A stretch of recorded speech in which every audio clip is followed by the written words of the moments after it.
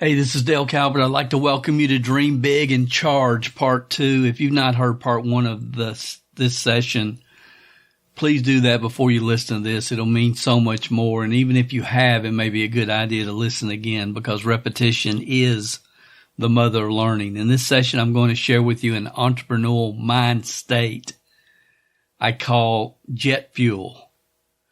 For those of you that follow my work and teaching and podcasts and seminars, etc., over the years, I would just tell you the longer you've listened to me, the more I think this is going to mean for you. And I'm extremely excited to share this with you. Honestly, the last time I can remember being this excited was several months ago when I shared with our personal team what I call the fifth star.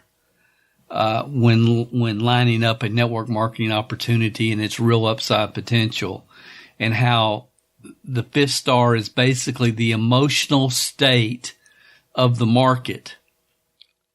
The people within the market, the consumers, determine the true upside potential of any business. And if you haven't heard that particular webinar, that training, I can't recommend it highly enough. I've made it available to the public, and I'll put the link to the YouTube presentation in the podcast notes here. Personally, I'm in a really, really good place right now. For years on this podcast, I've kind of shared with principles and concepts and business building methods that I've taught for years. And, I've shared over and over systems that I know work and wisdom of the ages principles that I know create success for everybody over time. But really, the last half of last year, and for sure since November, I've been 100% immersed in the only way I can call it is a learning mindset personally. And I've shared with many family members and friends and probably on this podcast that I feel like the 20-year-old Dale working on an assembly line at IBM with a Walkman on and internalizing a world back then of personal growth and team building that I never even knew existed. But today, this time, I'm immersed in a world of passive income and wealth generation opportunities that exist through the cryptocurrency markets. In more ways than I can describe, I feel like my entire life has brought me to this time and place, and the number of people I hope that we will be able to support, help, and inspire really because of the crypto market is kind of overwhelming. And I really don't have the words to express how thankful I feel or excited I am to be sharing with you for the first time a concept I'm just calling the jet fuel entrepreneur mindset. Welcome to the MLMsuccess.com podcast, the show designed to return the network marketing industry to its roots of personal growth, leadership development, and wisdom of the ages success principles. We share with you real success stories from real people that we hope will inspire and encourage you personally and help you progress forward in your business and your life. We believe if you build people, people will build the business. Now here is your host, who has been called the number one mind in network marketing, the MLM Prophet, network marketing virtual mentor, and a host of other names that we will not mention because this is a family show. Frankly, he's just a small-town guy that figured out that the real product in network marketing is people. Dale Calvert. Hey, this is Dale Calvert again. I'm sincerely excited about the concept I'm going to be sharing with you today. But first, I need to give a couple of shout-outs to some of our listeners. Guys, I so appreciate all the feedback and those of you that take the time to send that to me or to comment on any of our social media platforms and to share your comments and your feedback. And it means more than you know, and I depend on it more than you know. But I got a LinkedIn message this week that I appreciate. It is from someone named, and apologize for butchering this name, but it's Hannah Sigari. And she's a founder with a company called Quoral, Qyral, helping others to age well, live well, and do good. She's from Palo Alto, California. And she just said, "Hey, I'm Hannah, founder of OYRAL. I'm a huge fan. I listen to all your podcasts, every single one of your DVDs. Like you've never seen a fan quite like me." Smiley face. And, I just got that message out of the blue. I've never talked to her. Don't know who she is. We've never met that I can recall. And I just appreciate somebody taking the time on LinkedIn to let me know, hey, I listen to your podcast and I appreciate it. And then I also got a message through email from my buddy Will Zanders, who I've still never shook his hand. But many of you remember that Will was featured on podcast session 119, podcast session 119. The title of that was 3% Six-Figure Earner to a Unified Systematic Team Builder. And that was a phenomenal session. If you haven't heard that, again, that's session 119. We did that a couple of 3 years ago. And, I've said for ages that most 3%ers leave 90% of their money on the table because they never have what I call the leadership development paradigm shift, that they never figure out it's not about them, it's about the people on their team, the 27%ers that they can help learn, grow, and move forward. But anyway, Will sent me a message and a video, and it just said, I couldn't have done it without you. He said, thank you, my friend. This is my biggest team ever. It took between 18 and 36 months, just like you said it would. A real team with real people and real products founded upon wisdom of the ages success principles. And then he showed me a screenshot. He's now have over 340,000 people on his team. He had added 68 new people that month. And then he showed me a video where he had a day last month where he made over $15,000 in a day. And so I so appreciated him just taking the time to send me a message that he if you go back and listen to that podcast where Will was featured, it's beyond obvious that he has been a real student, and I so appreciate that. Will, I know you're probably listening. Man, I still haven't shook your hand yet. We got to meet, shake each other's hand. I look forward to meeting you personally. We've talked on the phone a few times. When Dawn and I bought the e-commerce store for the beach, during the beginning of COVID, and we flew into Dallas and rented a U-Haul and loaded up all the inventory for that store and headed back to Georgia. If you remember, man, we came through Shreveport and we tried to look you up on our way back home, but I think you were traveling in Dallas or somewhere. So anyway, we gotta meet up for sure. It's been too long, and I sincerely appreciate your message. And then this morning on Facebook Messenger, I got this message, and it just kind of been kind of cool, because I don't get a lot of these where people I get a lot of people want to complain and gripe and argue with me about concepts and ideas that I teach. But this gentleman's name is Craig Merwood. He said, I just love to show my gratitude. Love your YouTube channel and your MLM Success podcast. You are the best trainer in the profession. Love it. Craig Merwood, and he's in Australia. So I appreciate that, Craig. And then I also got another message today, and it just said, Mr. Calvert, you probably haven't noticed, but some anti-MLMer who obviously never listens to your podcast gave it a 1-star review. His rant had nothing to do with the session, but his feelings on MLM in general. It upsets me that this 1-star review has brought your 5-year perfect 5-star rating down to 4.6. You may want to mention this on your next session, and I'm sure there will be others like myself who will be happy to take a few minutes and leave you a 5-star review, at least get your ratings back up some. Well, 4.6 is not bad, but Trevor, I appreciate that. And if I can figure out how to leave a link in the podcast description that will make it real easy for you guys to just click and leave a review, I will.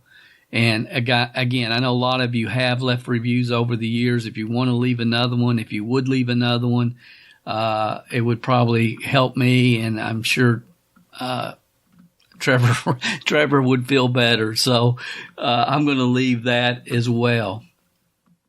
And then he sent me what this guy said. And, I'm not going to take the time to reiterate ignorance. I do want to bring out one part of what he said. That's why I put it in here. Thousands and thousands spend their valuable time and money convincing themselves that there is a future in multi-level marketing. That was the part that I wanted to mention in this guy's crazy comment. If you want to read the whole thing, you can look at the comments. But here's my point. You daggone better convince yourself that there's a future with your company. You better do that to give yourself a shot at making it. And that will kind of play into what I want to speak to in this session. And while I'm thinking about it, I just got to also give a shout out real quick to Bernadette Michael. I mean, I cannot do a YouTube video where she's not making a comment or giving it a thumbs up. And I know there's others as well. And guys, I appreciate that. And I am considering moving to more of a YouTube show and have the YouTube recording as a podcast. A lot of you know right now I do a podcast and I put the audio version on YouTube. But I think with some of what I'm doing, I really you need a visual. You need charts. You need to see some graphs. You need to see some facts in front of you, some headlines in front of you. That's just something I'm considering. I don't know if I'm going to do that or not, but I say that to say this. If you're listening to this, if you ever hear this on YouTube, please take the time to just at least give it a thumbs up. I would appreciate comments and feedback, but if I'm going to start moving in the YouTube direction, that will help.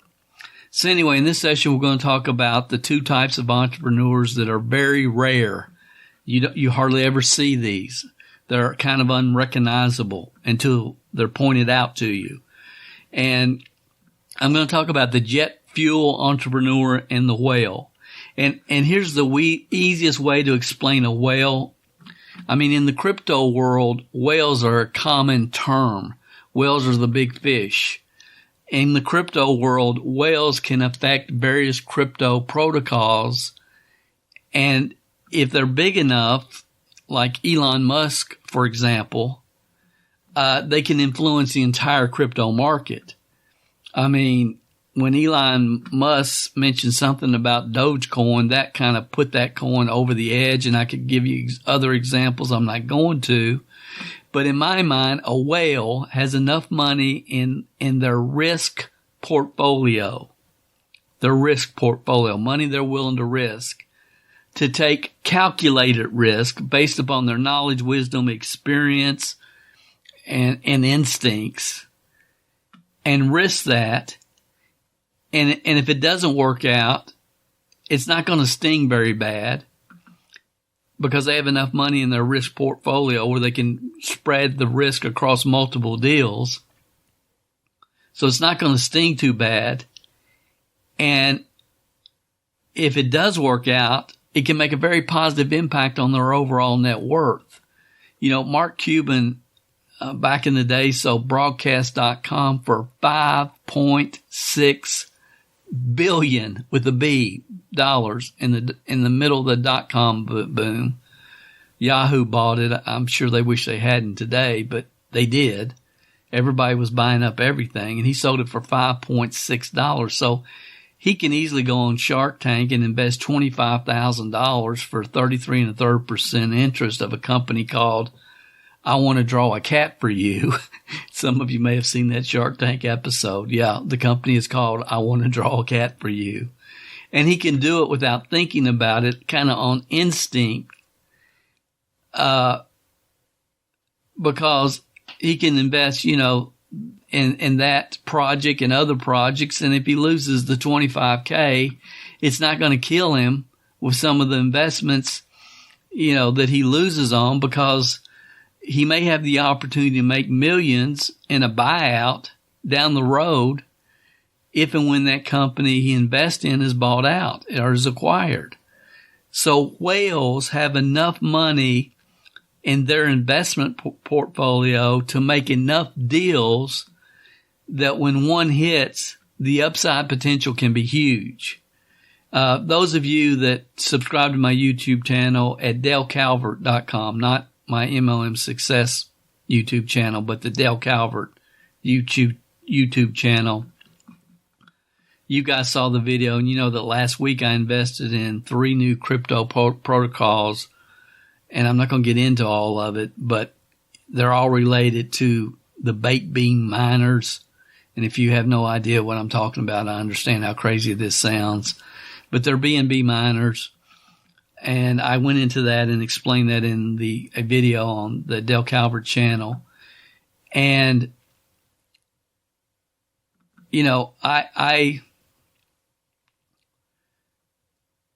I put a total of $1,000 from my risk capital into 3 of these, and we will double our money.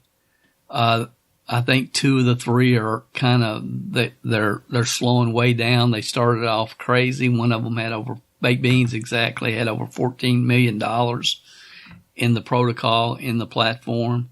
But here's my point. I put $1,000 from my risk capital in that, and I believe that will double within 60 days, 30, 60 days. It's going to double for sure, even though the payout has slowed down some. So it will double. And I had $1,000 because I'm only working with a $25,000 portfolio right now. And I had $1,000 that in the risk part of it, and I put it in, and I will double my money. I'm confident in that in a very short period of time. But what if I had put $10,000 into that and doubled it, or $100,000 into that and doubled it within 90 days? Let's say 100,000 doubled in 90 days. So again, if you're a whale, Cuban could put 2 million in something like that, or more if he chose to.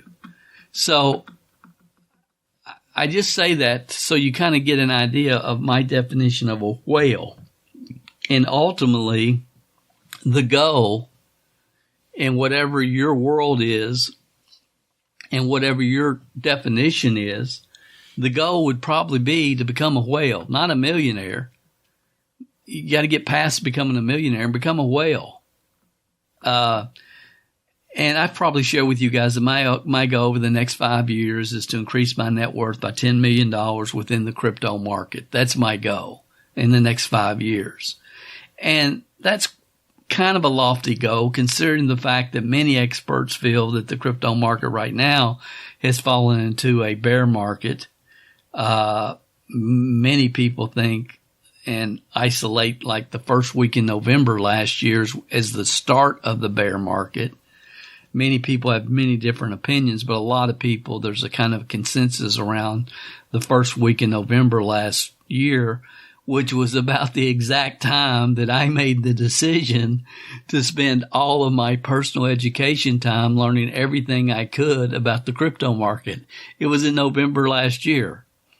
So, whatever. I made the decision, and then the bear market starts. But hopefully it's not going to last much longer, and we don't move into a few years of what is commonly called the crypto winter, where every coin is just kind of trading down or sideways. But regardless, the goal is set $10 million over 5 years.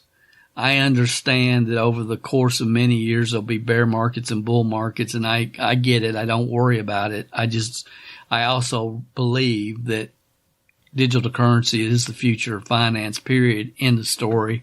There's just too much about it that makes way too much sense for this not to happen.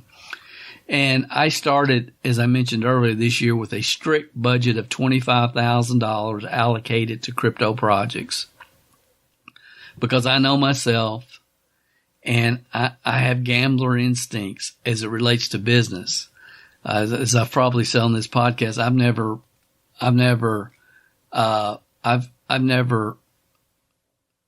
put money on a roulette wheel or any other Vegas game. I've been to Vegas dozens of times.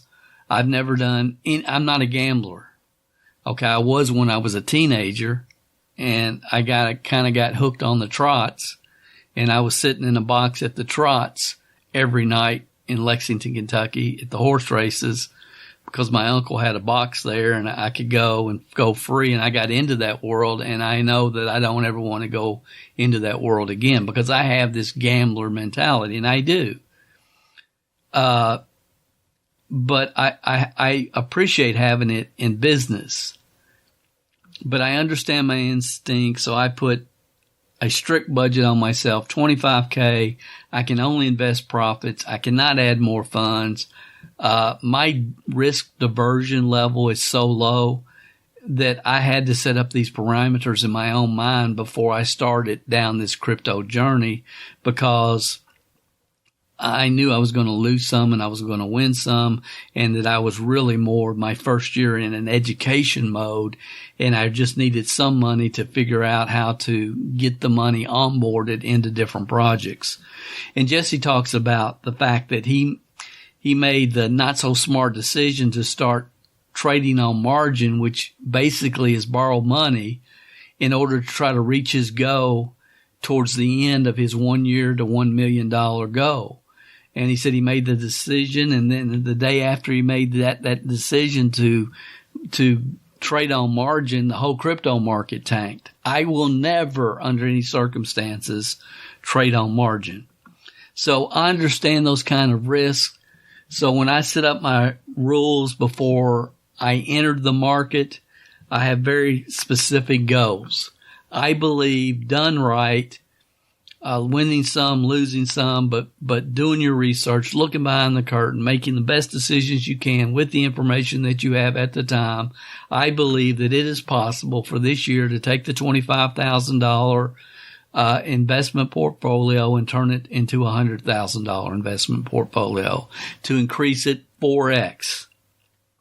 During that time, I'm hoping to have some 10x winners, and I'll have some losers, and I'll have some that will go to zero, and I may have some that do even better than 10x, but I believe I can go from 25 to 100. And then the next year, the goal would be 4x. So 4x 100,000 would go to 400,000. The next year, 4x. So if the 400K would go to 1.2 million. The fourth year, the 1.2 to 4.8. And then by the fifth year, that 4.8, if it just doubled, not 4x, but if it doubled, I'd almost be at my $10 million goal. And if I 4x'd it, it would be at a little bit over, it would be 19.2 million. So that's the way my mind works. That's the way I look at it. And that's been my approach. And you can do the same approach. You could start with a 500 or a 5,000 or a 50,000 or a $500,000 portfolio and do the same thing. For me, it's just a game. It's a challenge. It's a market that is open for me to explore and learn as much as I can, and will keep my mind occupied for the rest of my life. I mean, if I had $1 million in risk capital that I could trade in and out of, I was a whale. That would be a whale in Dale's terms, but I could, trade in and out of in the crypto market. And again, by my definition, that would be a whale. I understand in the real crypto world, $1 million is considered chump change. But for me and my journey, I would consider myself a whale. But first I have to figure out how to move from a mature entrepreneur to a jet fuel entrepreneur. And for that to happen, I can't wait on anything or anybody. I just have to go. I have to go. I have to go every day. I have to go every day with passion every single day. So if you think about it, and you heard the story last week, when Jesse found the crypto space, he let his other projects, his journal, his Google Ads agency, and some of the other things he were doing, he let them go so he could focus on the crypto market because that's what was paying him the most. And some of the best advice I ever gotten was from the late, great Glenn Turner of Coscott Dare to Be Great. And we were having a dinner one night in Orlando, Florida. And he said, Dale, the hardest thing you're going to have to learn to do is you got to learn to say no to a lot of good ideas so you have time for the great ones. And as I talked about many times in this podcast over the last few months, pros pivot. Pros pivot. Some of you are listening to me right now, and that advice that Glenn Turner gave me is the best advice you could ever hear if you're ready for it. You have to say no to a lot of good ideas so you have time for the great ones. So when you hear Jesse's story, he persisted until he found himself trying multiple businesses.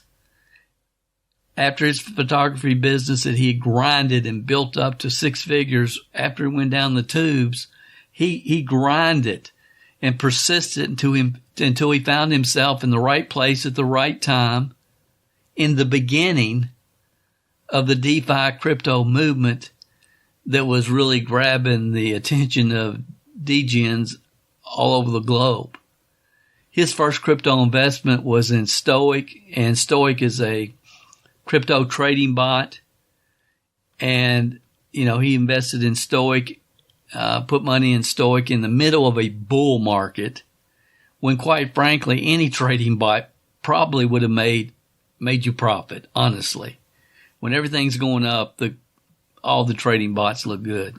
But he put his first money into that, and then he took those profits and he invested into several node projects. And this is when nodes were the newest, hottest crypto trend. And he rode the node wave of 2021, putting money and reinvesting money and building up money in programs like Strong Block, which I am in, Olympus DAO, which Mark Cuban's got millions of dollars in Olympus DAO, Cosmos Staking. He put money in DeFi Kingdoms, Rome DAO, Thor Nodes, Time Wonderland, and many other projects, pulling the trigger real early and getting in extremely early on many of these projects. And during this time, he was also investing in quote unquote, I'm saying this in air quotes, but it's true, but safe crypto investments.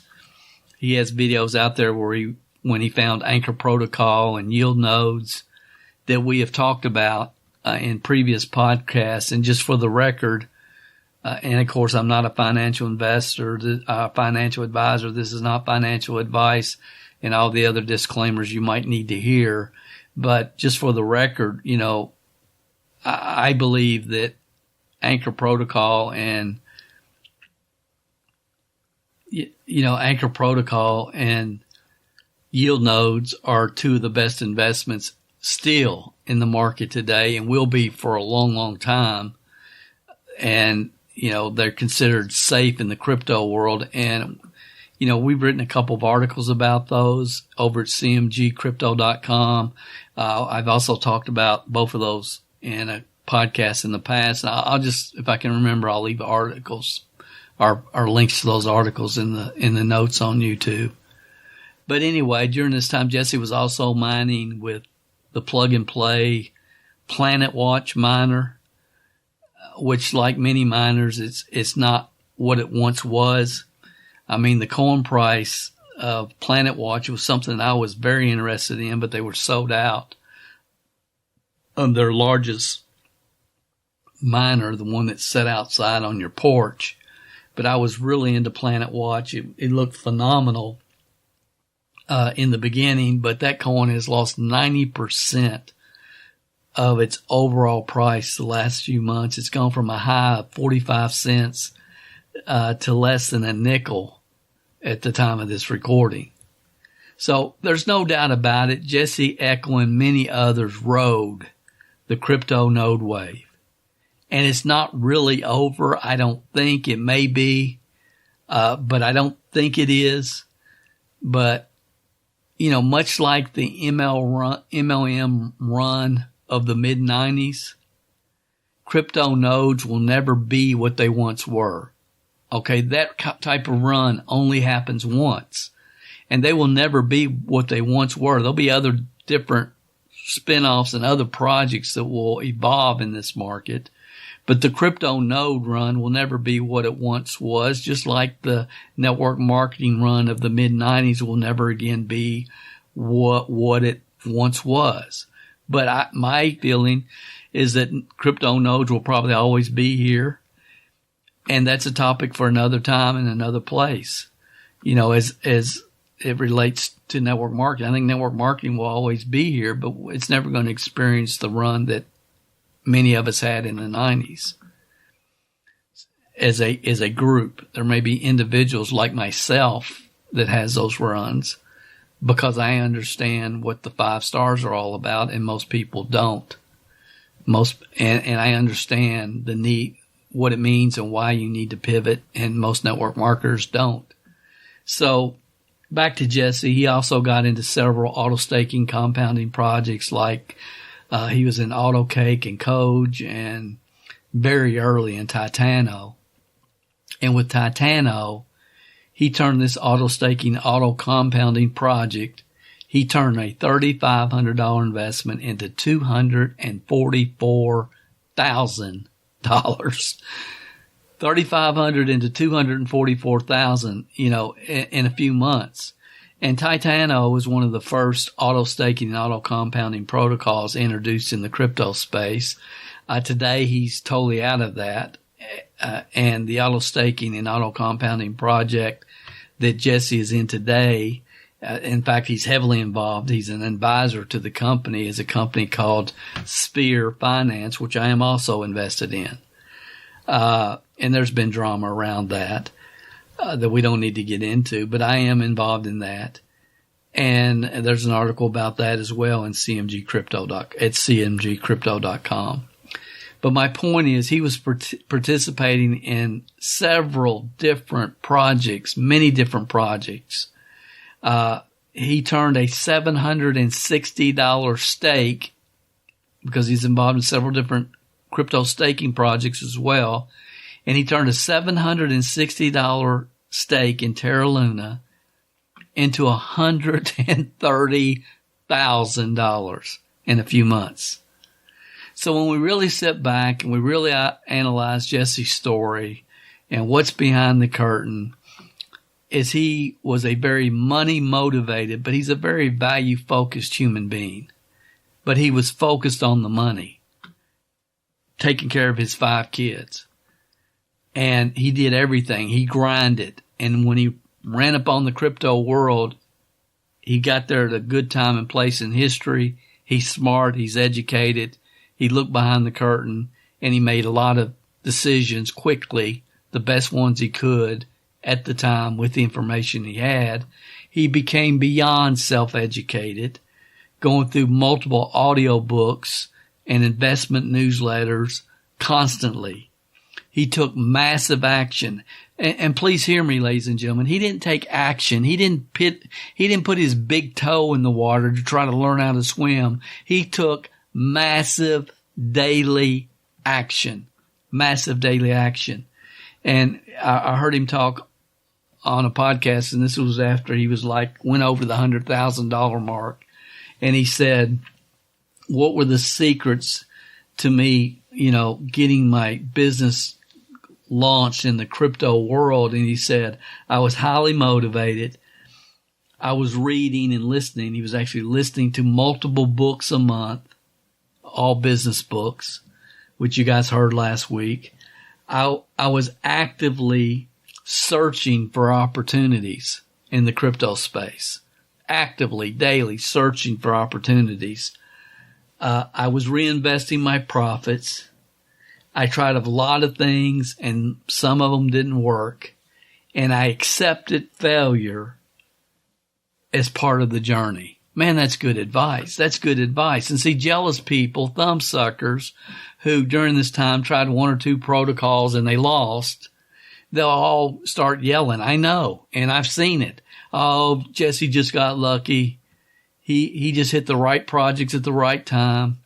Jesse was just a pump and dumper. He was just go on YouTube and talk about these projects and buy them. And then after everybody started buying, he would dump out and jump out of them.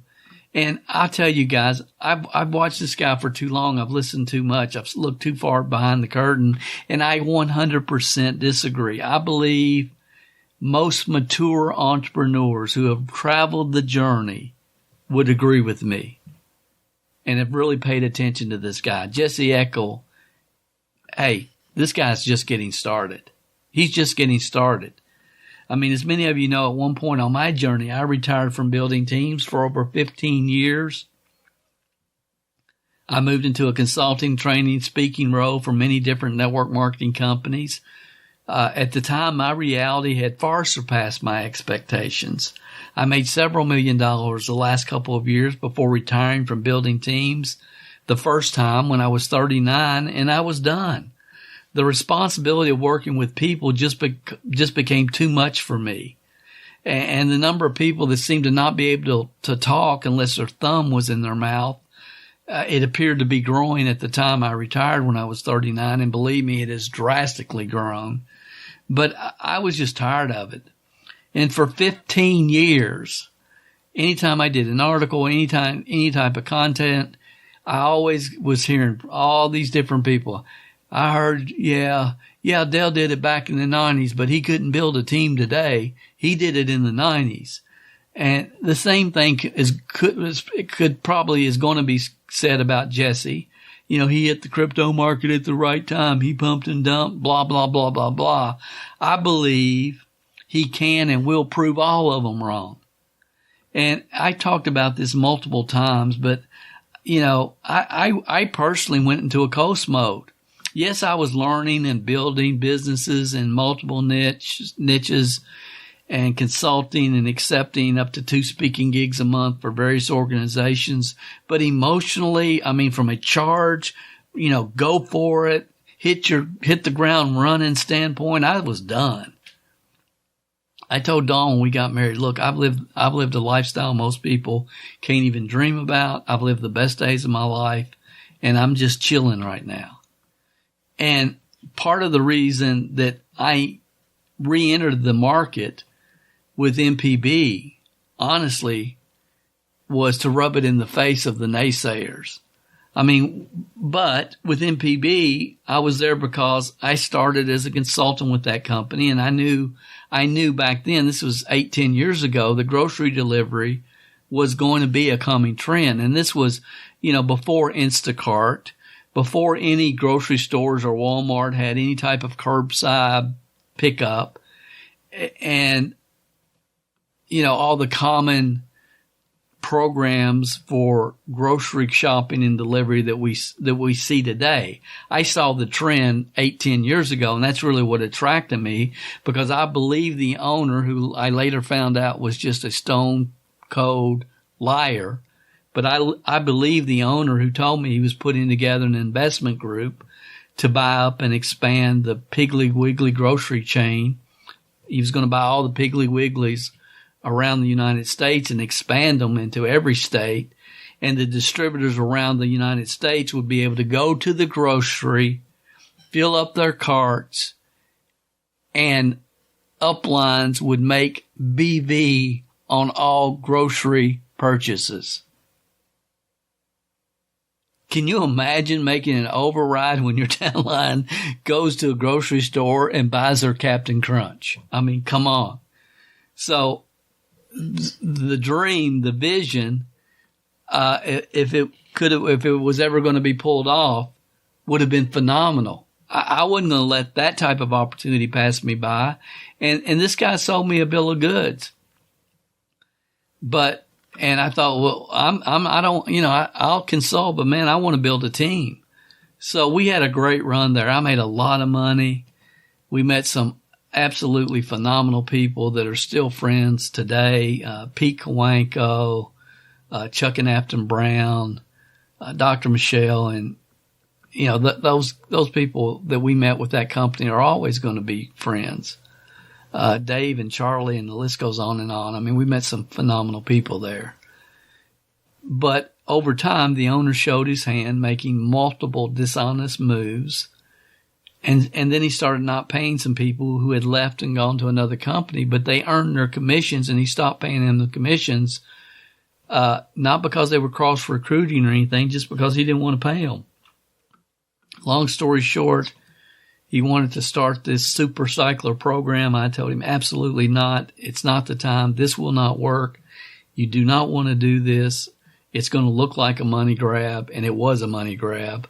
I went on vacation. I can't remember. We went to the Dominican Republic or somewhere. I can't remember. We went to some island and came back, and the day after I left town, he rode it out to the field. I got back and I found out about it, and I resigned immediately. And I left over $20,000 in commission and monthly commissions and consulting fees on the table. I left. And it was a big reminder of why I never wanted to get back in network marketing ever again. And I left, and I was done, and I thought I'll never build again. And I didn't for several years until I was exposed to a technology that I just couldn't ignore. And we've achieved the top position in that company, the MPB Diamond, faster than anyone. And with a couple of companies that I've joined since, I've always been one of the top recruiters and we've always had one of the fastest growing, if not the fastest growing teams in those companies. But honestly, in many ways, the main reason I started building teams again is I just wanted to rub it in the face of all those people that for 15 years have been saying, Dale Calvert's old school. He couldn't build it today. Social media is the only way you can build it. Attraction marketing, Dale couldn't do it because he doesn't believe in attraction marketing, blah, blah, blah, blah. And every podcast, every article, everything I've done over the years has been sharing the truth, the thing that I know, and that is depending on new technology, whether it's our new marketing methods, whether it's social media marketing or whatever, depending on anything, any new marketing method, instead of wisdom of the ages principles, will always be a mistake. If you don't get the foundation right, none of the rest of this crap matters. So in my first 6 months with iHub Global, despite the many challenges the company has gone through, I've personally sponsored 295 team members approximately. 200 of them were co-prospects that I never met. They didn't know me. I didn't know them. And our team is now approaching 5,000 people. We're adding dozens of new team members today, daily, as we speak. And I expect our team to grow to 30,000 plus by the end of the year.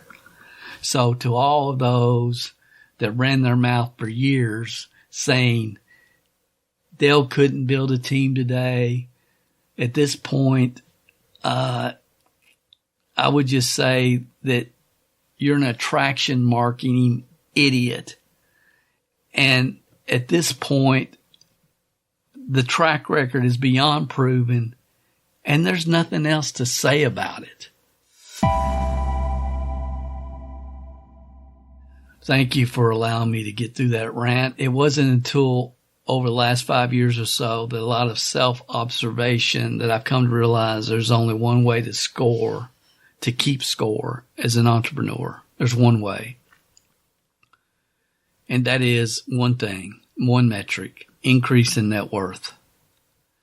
And notice I didn't say increase in the number of toys you buy or vacations you take. I said increase in net worth. And I think Jessie understands this. Yes, he reached his $1 million goal in 1.6 months.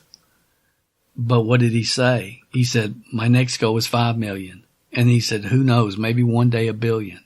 But my next goal is 5 million. And one of the most important pieces of advice I've ever heard, and I just forgot it because of the emotional trauma and drama around disassociating myself with New Image International back in the day. The amount of it, and I've said on this podcast, it was like I went through 17 divorces at the same time. But the concept, the idea, what you've got to really, this is valuable. This is what success is. Success is living your life working towards worthy goals. Once you reach those goals, you're no longer a success unless you set new ones. And I lost that advice.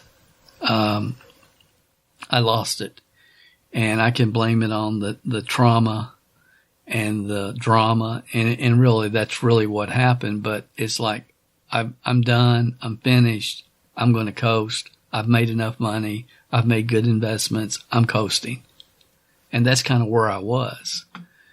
And that's why I didn't continue the entrepreneurial journey. I didn't set new goals because my reality had already so far surpassed my wildest expectations from when I started on the journey. And Jessie has discovered the niche that will create more wealth over the coming years than any niche since the Industrial Revolution. And he understands that the biggest transfer of wealth in history is getting ready to happen. It's getting ready to happen. And you can read all the articles. It's all right in front of us. The biggest transfer of wealth in history is getting ready to happen. Baby boomers own all the money. When they pass on, who's going to inherit that money? All that money. Where's that wealth going to be transferred to? It's going to be transferred to the millennials. What will millennials be investing that money in? Man, that's an important question. You've got to get this. Where are the millennials going to be putting their money? It's not going to be in GE and IBM and traditional stocks. It's going to be in the crypto markets. I believe that. That's where they're putting their money now, is in the crypto markets. And Jessie understands that. And if you're in the crypto market or thinking about it, you need to understand that. I believe before he's done, he will start multiple businesses within the crypto niche and invest in hundreds of projects. And honestly, I wouldn't bet against him creating a net worth of $5 million. Would you? Would you bet against him developing a net worth of $5 million? I certainly wouldn't. Just like I wouldn't bet against Gary Vee buying the New York Jets or Grant Cardone having more real estate holdings than anybody in the world. Jessie today has started a KYC company after getting rug pulled and scammed in a couple of projects and, Time Wonderland and a couple of others. And for those of you that don't understand KYC, KYC measures are for crypto platforms that looking to offer services.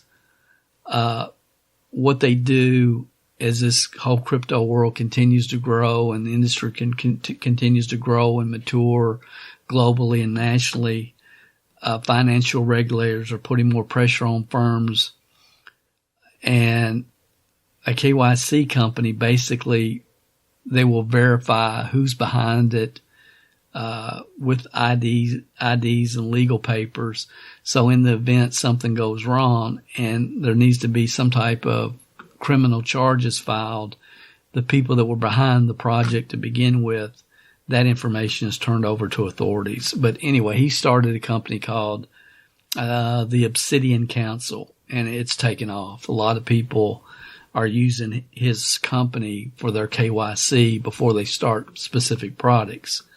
So Jessie Eckel, without doubt, is a jet fuel entrepreneur on his way, in my opinion, to becoming a whale. I mean, what are the odds that he becomes a billionaire in 30 years? Well, if he doesn't lose the path, if he doesn't lose the desire, if he doesn't lose the passion, it's inevitable. So when you study the past of many legendary entrepreneurs, two things start to become very clear.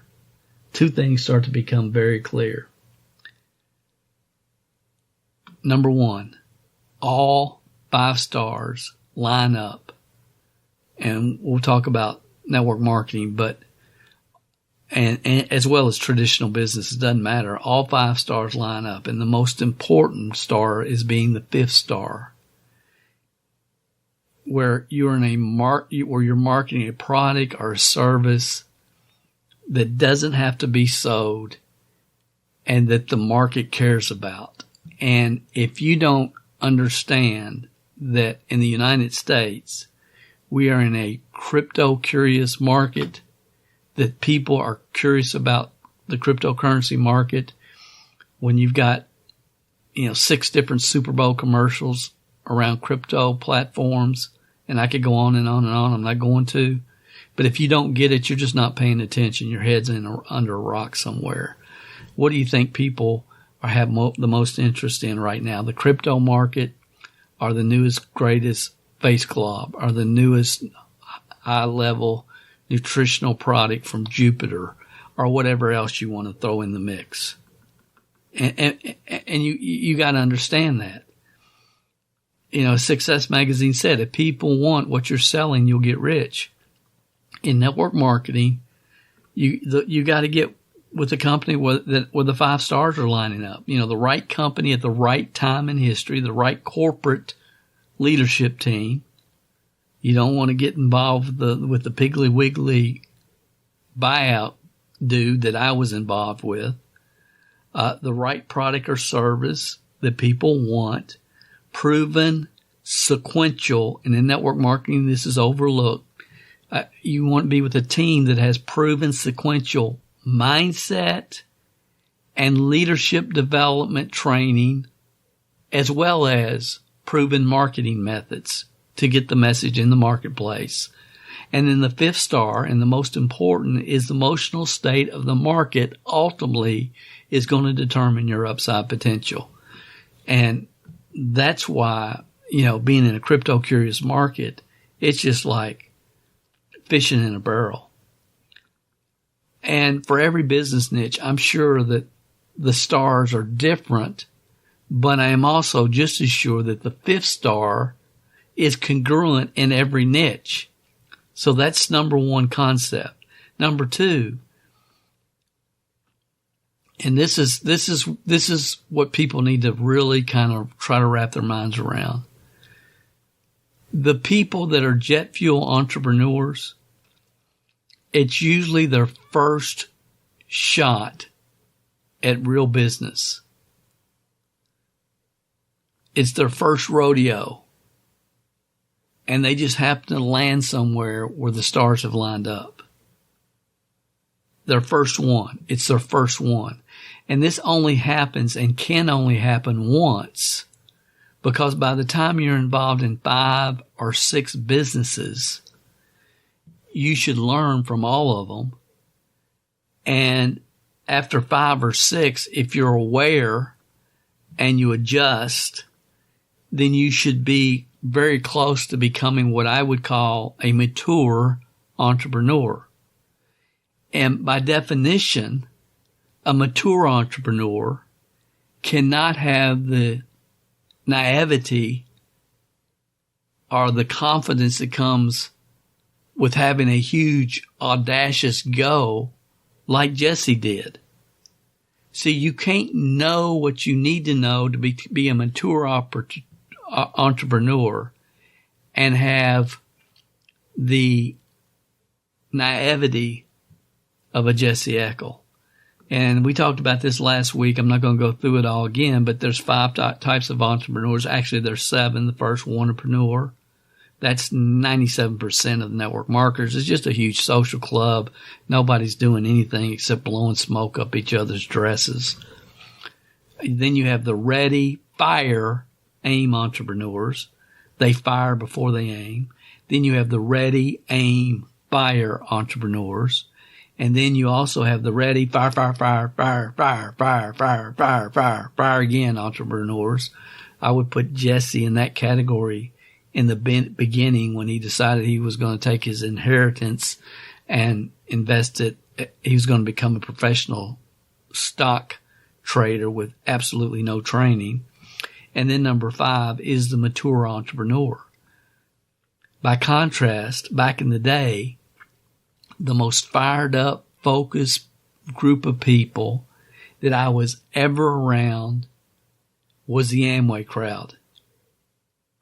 That was the most fired up, focused group of people I ever worked with, at least until we started New Image International back in 95. And I think after, and honestly, the most fired up, focused group of people that I've ever worked with, without question, was the New Image crowd. But prior to that, back from my Shackley days forward, it was definitely the Amway crowd. And many of you know exactly what I'm talking about when I talk about these fired up, bulletproof Amway distributors. I mean, when you ran into an Amway crowd at a Denny's or hotel event, you knew they were different. I mean, think about it. You guys have been around a while. You know, when you met an Amway group, you knew they were different. They were bulletproof. They were bulletproof, and none of them were making any significant income or had hopes of ever making any income. But just like most of the network marketing distributors in most companies today, I've said many times on this podcast, it's like we're all in Amway now. You know, Amway was a social club, just like network marketing, virtually all network marketing companies are today. But my goodness, those people knew how to dream. I mean, they knew how to dream, and they believed in their dream, and they were bulletproof. They were bulletproof. So in the USA, Amway peaked in the early 70s, except for a brief time during the dot-com boom, when they changed their name to Quickstar. Some of you will remember that. And I would always ask myself, what is going on with these Amway groups? Why are they so different? How can so many people be so fired up about a business that's costing them more to be in every year than they will ever make in profits? And I eventually figured it out. Amway distributors learned how to brainwash themselves and live every day focused on their dream. That was the secret. As I've mentioned in this podcast, in the past, I did a whole session on Dexter Yeager. But the 4 most important words to ever come out of Dexter Yeager's mouth, and some of you have heard the story, it's worth repeating real quickly here, but it was a big event, I think it was in Charlotte, North Carolina, some arena there, and Dexter, first night, and, 20, 30,000 Amway distributors in this arena, and Dexter was scheduled to speak at 10 o'clock, and, the event started at 5 o'clock, and they had all these speakers one after another, and all of them went over their time, and it was like, it was running far, far behind schedule, and people were just there. They couldn't wait to hear Dexter and wait to hear his talk. And he was supposed to come on at 10 o'clock that evening, and it was finally like a little bit after 2 in the morning when he was introduced. And they said, ladies and gentlemen, Dexter Yeager, and the crowd went crazy. The number 1 money earner in Amway history, blah, blah, blah. Dexter walks out to the podium. He adjusts the mic a little bit. He looks at the crowd, and he points at them, and he says, the facts don't count. And he turned around and left the stage. The facts don't count. Again, Amway distributors learned how to brainwash themselves every day and focus on their dream. No organization in the history of entrepreneurship has been better at helping people dream than Amway, because most people stop dreaming about the age of, in their early 20s, when the real world smacks them in the face. They lose their ability to dream. And Amway brought back childlike dreams to people. They did. Say what you want about Amway. They brought back the ability for people to learn how to dream. And that simple fact, the genius, the ability to help people learn to dream big, that's when the magic happens. Now, my question for you is, what if that philosophy of dreaming big and that culture could be created around an opportunity where the timing was perfect and the 5 stars had lined up? What if that was possible, to have that type of dream big, will not be denied, bulletproof mentality that you walk around with every day, and combine that? What if it could be? It can't be, but what if it could be combined with a opportunity, a real opportunity with real upside potential in front of a real trend where the 5 stars have lined up? What if you could combine those two things? What if you could? Here's the rub. This is the challenge. The people that understand and look for the stars and look behind the curtain are mature entrepreneurs, not naive newbies. Did you hear what I just said? That's real important. The people that know to look behind the curtain and to look for the stars are mature entrepreneurs. They're not naive newbies. And here lies the challenge, because most naive newbies in network marketing, they will join Amway or Metalluca or USANA or any MLM business. It's already peaked. They've already had their run. They'll join them. Or they might decide that they're going to start publishing books on Kindle, even though that ship has sailed. Or maybe they're going to start building Shopify stores and doing drop ship. And some people decided to do that this week. This week, they decided to make that, even though that ship has sailed. So people are getting involved in untimely businesses daily, based upon a lot of times fake gurus telling them what they want to hear. But anyway, they're getting involved in these type of businesses daily based upon emotions. They're making emotional decisions. And then they end up, if they hang out in that business model, whether it's Metalluca or their Shopify store, they spend the rest of their time trying to justify those decisions instead of just saying, you know what, I was wrong. Or, hey, I made a mistake. Or the market has changed and it's time for me to pivot. Jesse started quickly and pivoted quickly. He failed forward quickly, which is real important on all real entrepreneurs' journey. Very few naive newbies find themselves in a company at a time and place where the 5 stars have lined up. These stories are almost non-existent in today's MLM world. It's almost non-existent because the number of opportunities that offer real 5-star potential is so few and far between. So very few people are going to end up in network marketing, period, and especially with the company where the 5 stars have lined up. Does that make sense? So back in the day, you could go into any MLM company and hear the story after story after story of people with no experience.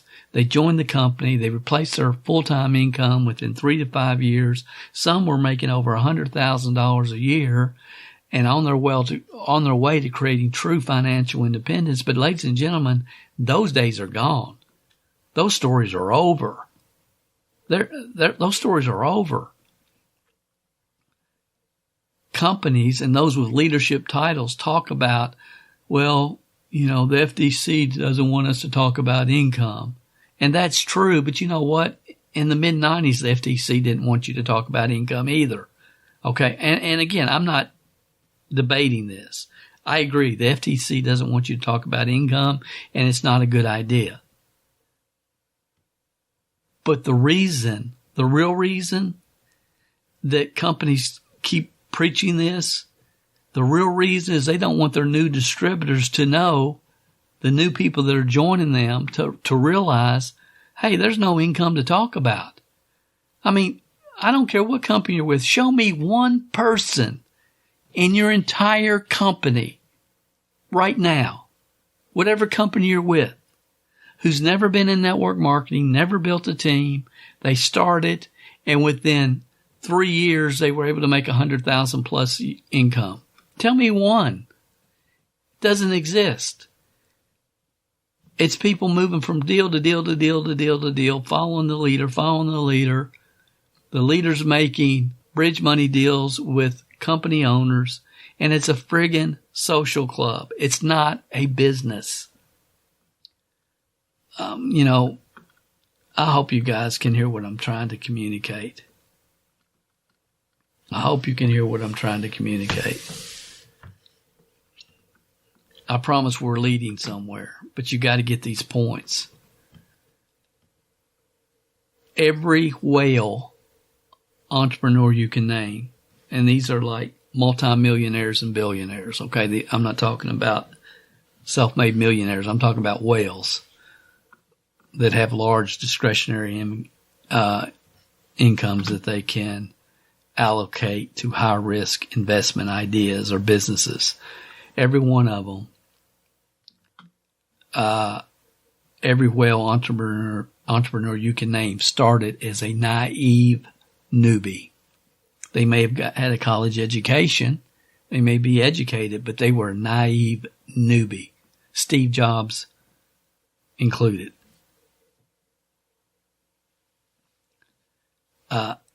When I got started, I was convinced that after 90 days in Shackley, I was going to quit my job and be driving a Porsche for sure in a year.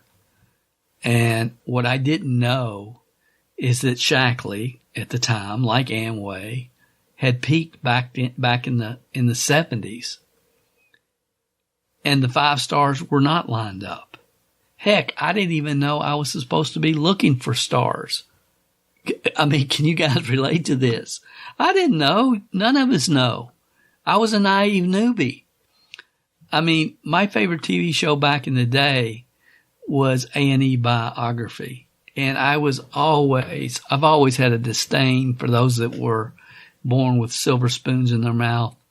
Now, I've met a lot of great people that were born with silver spoons in their mouth and are in the network marketing entrepreneurial world that are good friends.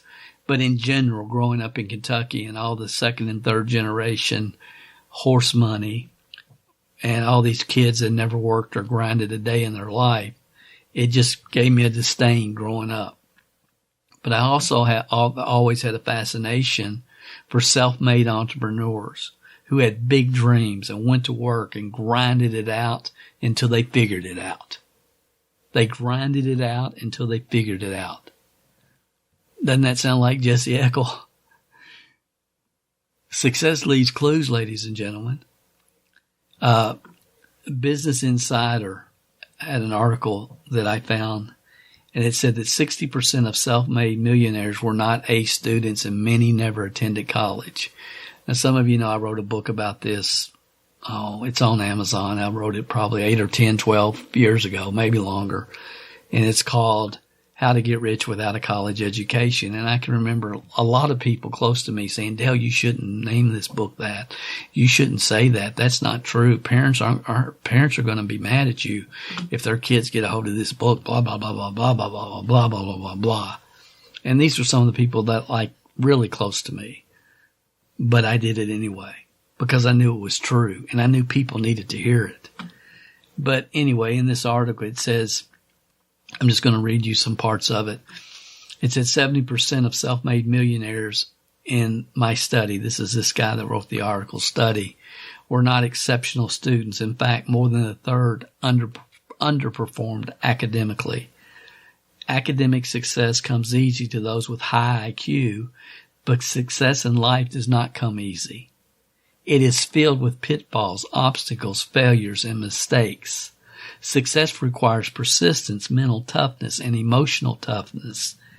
And overcoming these pitfalls is not easy. The pursuit of success pushes you to the edge emotionally and physically. You must grow a thick skin and become accustomed to struggling if you hope to succeed. What book does that sound like, guys? Those of you that are in CMG Book Club, you know. That sounds like rhinoceros success, right?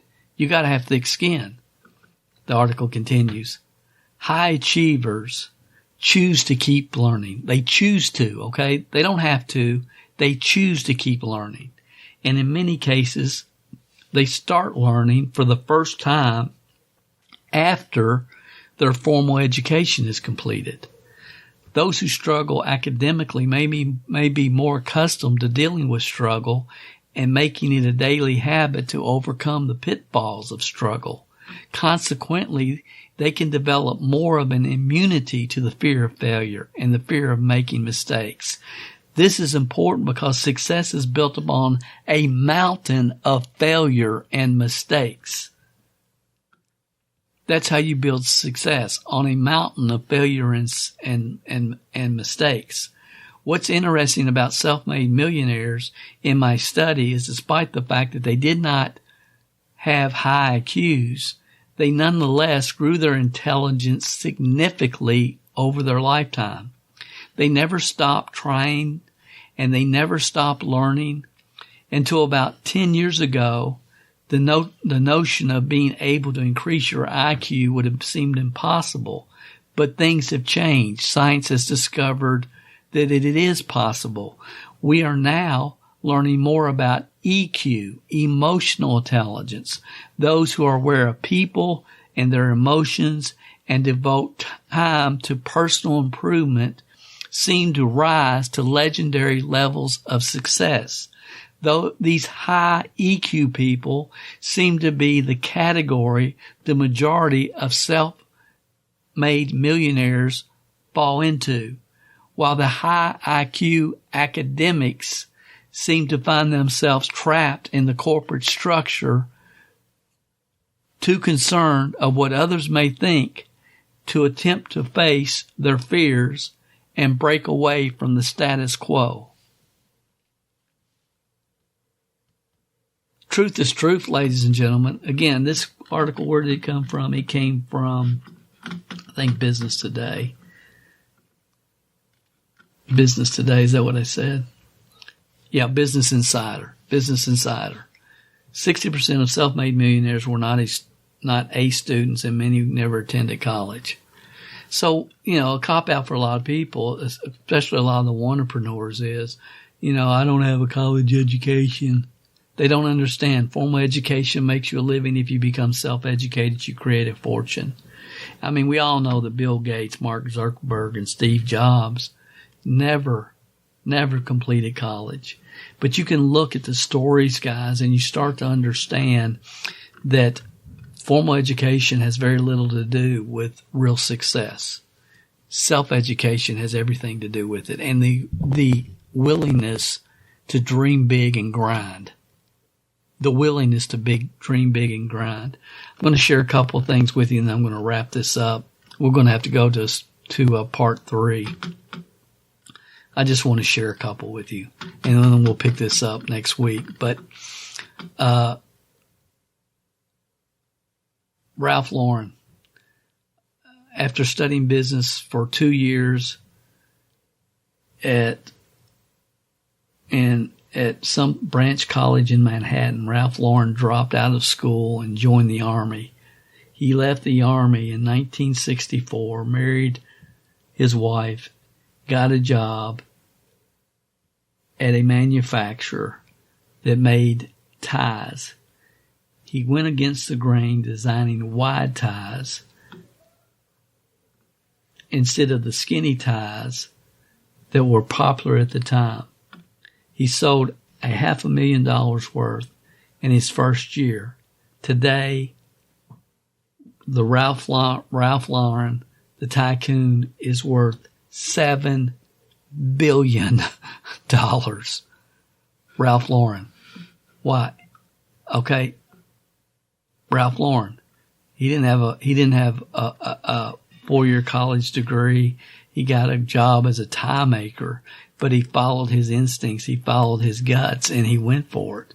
And again, there's others. Let me. I've got a couple more here that's just kind of mind blowing. Steve Madden also. The Steve Madden, the shoe brand. Steve Madden attended the University of Miami for a short time, but quickly landed back in his native New York in 1978 after his father stopped funding his education due to his fun-loving ways. He gained experience working in a variety of footwear companies before starting in 1998 with the last $1,100 in his bank account. Today, Steve Madden is worth over $31 million.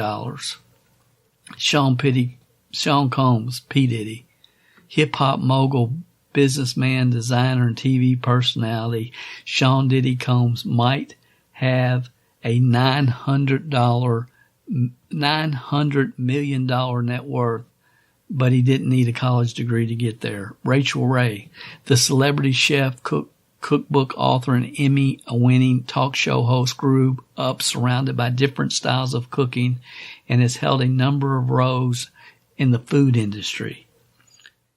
She developed a 30-minute meal class while working at a gourmet food store in New York, and then got her big break when her classes were picked up by a local television newscast. The cooking segment eventually led to her first book deal and a contract with the Food Network. Today her net worth is $100 million. Messing around in the doing her thing in the food industry. Came up with this concept called 30-minute meals, started teaching classes. A local New York station came in and did a little blip on her. That blip led to a book deal, which led to a Food Network TV show, which led to her $100 million net worth. Coco Chanel, the fashion icon, was raised in an orphanage and taught to sew by nuns. In 1910, she opened a hat store in Paris, and the rest is history. At the time of her death in 1971, Coco Chanel had a net worth of over $88 million. Simon Cowell. Simon Cowell dropped out of college at 17 after being kicked out of a number of institutions for bad behavior. Simon Cowell, American Idol. Yeah, that one. He worked his way up the ladder in the music industry to become a producer and AR professional, eventually founding the now defunct Fanfare Records. Simon today has a net worth of over $600 million. Richard Branson. Richard Branson dropped out of school at 16 to start a youth culture magazine. Today, Richard Branson and all his companies has created for Mr. Branson a $56 billion net worth. Ted Turner. Many of you know Ted Turner, the Turner Network. Ted actually started with Glenn Turner and Dare to Be Great, the network marketing company. That's where he got his training. That's where he got his personal development training. That's how Ted Turner started. And then he went on to develop a chain of restaurants centered around buffalo meat and, of course, Turner Broadcasting. And today, Ted Turner is worth $2.2 billion. What's my point to this point, ladies and gentlemen? I think you have to understand, we all have to understand that a lot of this is about timing. It's about the right place, right time. What if the TV station hadn't decided to pick up to do a news clip on Rachel Ray. Okay, but what if Jessie hadn't got involved in the front end of the node wave that happened in 2021? But see, if you persist and you continually put one foot in front of the other and you consistently take action and you're expecting big things to happen, then you will eventually always find yourself in the right place at the right time. So timing is very critical. But even if you're in the right place at the right time in the team building and network marketing profession, if you don't have the other 4 stars, then your upside potential is limited. But the main thing that I want you to really think about, and that is the rub. The rub. See, the rub is you can only be a naive newbie once. You can only be a naive newbie once. And the question I want you to think about, what was the magic? What created the magic of Amway helping people brainwash themselves to the point of being bulletproof, big time dreamers? I can remember so many stories. Guy that I worked with at IBM, and he was talking about how the limo driver was picking up his wife, and they were going, and he had this whole vision, this whole dream in his mind. And I thought, man, that is phenomenal. It's the same concept that we teach in Programming Your Mind for Success in that course called My Perfect Day. My Perfect Day, which originally came from when I read The Magic of Thinking Big the first time. And see, I think if you're a serious entrepreneur and you have a serious upside opportunity in front of you, you better be thinking about your perfect day every day. But what was the magic of Amway? How could they do that? How could they create a huge organization of people that were spending more money than they were making, but were bulletproof, big time dreamers? Because normally that only happens one time in your life. One time in your life. I'm going to share one more story with you, and then we're going to call this session a wrap.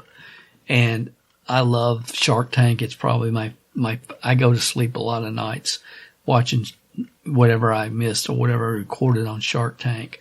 But I think about Damon John and again, all the Shark Tank people.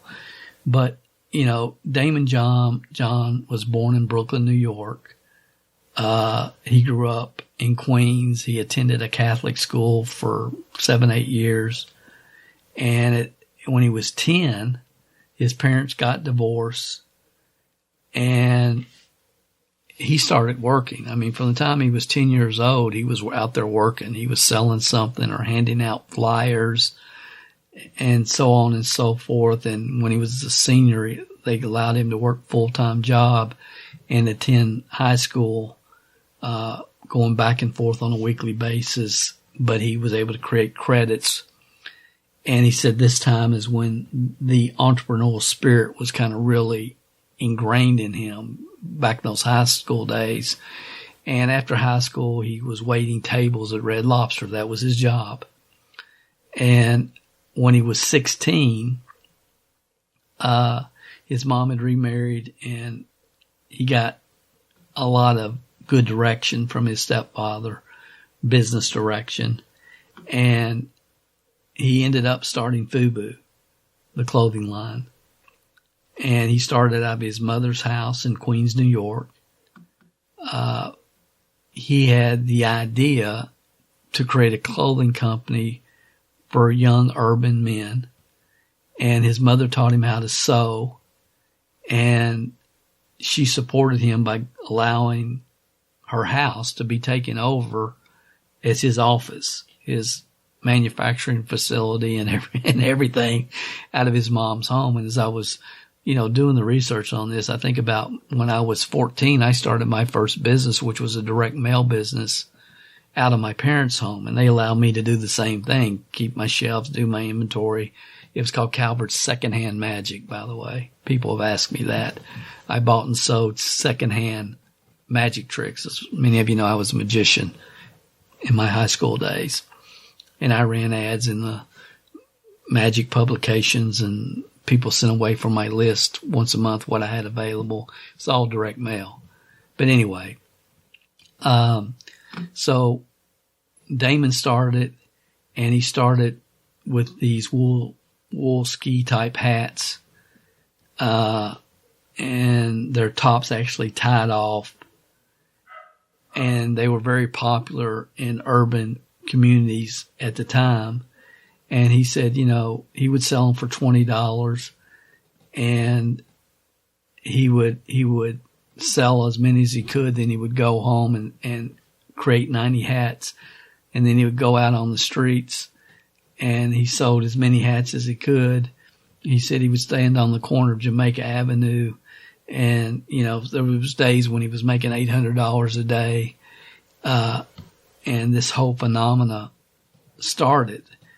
And then he started to really get into the market. He was doing consignments with different people who were selling their hats and making his hats and making commissions. And then they started doing these big events, concerts and so forth around the Northeast, setting up booths at rap festivals and so forth. And the whole time he's got a full-time job at Red Lobster, but he's working on FUBU, this FUBU business in between his Red Lobster shifts. And once you really started to realize, hey, I've got something, the timing is perfect, people are attracted to this. Him and his mother sat down, they decided to mortgage their house, his mom's house, for $100,000 to generate the startup capital. And he recruited a couple of his longtime friends into the business, and they all began sewing FUBU logos on hockey jerseys and sweatshirts and T-shirts. And they ended up loaning out about 10 of these jerseys and sweatshirts to rappers that they knew for their music videos. And over 2 years, he got product placements in about 30 popular videos. And he says, people thought we had this huge clothing brand. We were just buying off the shelf hockey jerseys and sweatshirts and sewing our logo on them. Me and my two buddies. And it was a really kind of a small company. And then what happened was stores started to request their brands. And then back in, I guess he said it was 1993, he convinced LL Cool J, who was a neighborhood friend, to wear a FUBU T-shirt for a promotional campaign, while filming a 30-second advertising spot for the Gap. So he's talking about the Gap, and this was a big controversy around this.